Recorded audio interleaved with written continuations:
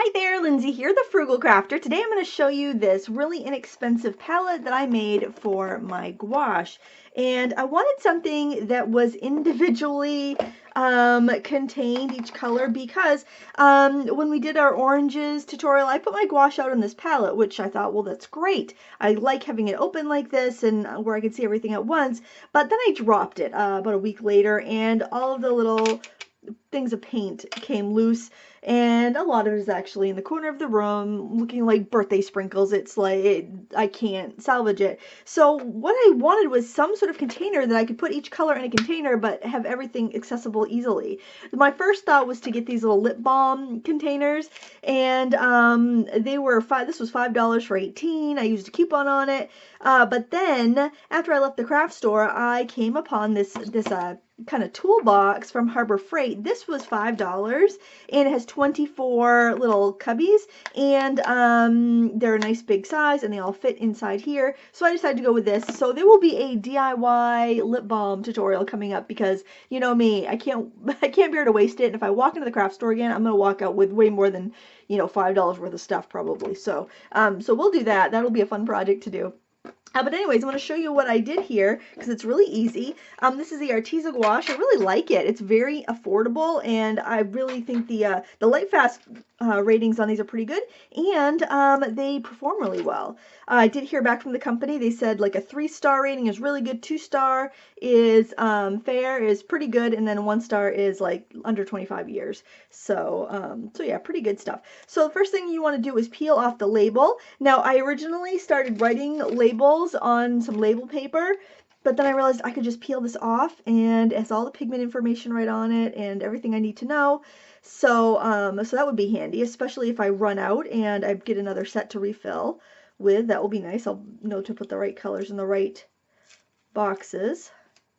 This is like a watercolor. Gouache is an opaque watercolor, so it's very waste free. So then I'm going to stick the label down here on the edge. Okay, bring that up a little bit like that so you can see it really well. And then I'm going to grab that tube, and you want to do one tube at a time so you don't get your colors mixed up, and just squeeze it in there. Well, that's a pretty color. That's mauve. And I like to use a tube bringer. It just makes sure you get all that good paint out of there.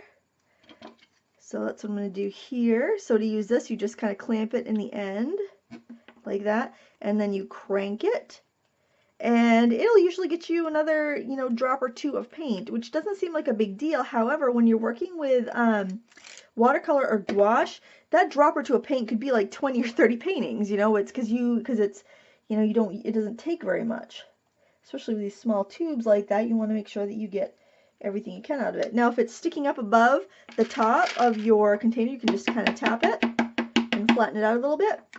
And then I'm just going to close it. I'm not going to let it dry out like purposely. I don't think you really need to. You're going into clean containers from a clean tube, so it shouldn't like have any mold or bacteria. But maybe if you were doing a painting after you did the painting, you're dipping into water and whatnot, you might want to clean it. So what I figured I could do is use the lid as a palette. I might just, the inside of that box is brown. I might just take a piece of white paper or laminate a piece of white cardstock and put it in a lid to use as a palette, but I think that's going to work out really well. And you can see how they all fit in here. There's actually a little wiggle room, so if I wanted to put, you know, some sponges or other things in here, I could fit something else. It had like little bits of styrofoam kind of in between here, just to to keep everything from shifting around too much in the store, but I think it works great. I will show you before I came up with my grand plan to to use the labels, I did do a couple custom ones, and I found out if you squeeze the tubes first, you can't get the labels off. So you gotta take the labels off before you squeeze the tubes. Otherwise, they're too pressed down too hard to remove. So either way, it'll work. If you have a fancy label maker, that will work too. But I really like the way it looks in the container. If I have this sitting on a shelf, I'm easily going to be able to tell what it is. I just don't want to tip it too much because everything is like freshly squeezed out. But a very quick and easy solution for your gouache paints, or if you have inexpensive watercolors that tend to crack. The reason why gouache cracks is because it has a high kind of like a chalk content or a low humectant content, like it doesn't have a lot of honey or glycerin in it like your finer quality watercolors do. It needs that high, it doesn't want that that humectant, because the more you dilute it, the less opaque it's going to be. So that's why if at all possible, I try not to add glycerin to my gouache paints, because I want them to stay nice and opaque and matte. And that will solve that problem. If it does dry out and crack, it'll all be in the same container, so I don't have to worry about losing it on my floor like I did with my first palette. And I could probably go through here. I know I can. And if I'm absolutely sure of what a color is, I can like pick it off and plop it in that container.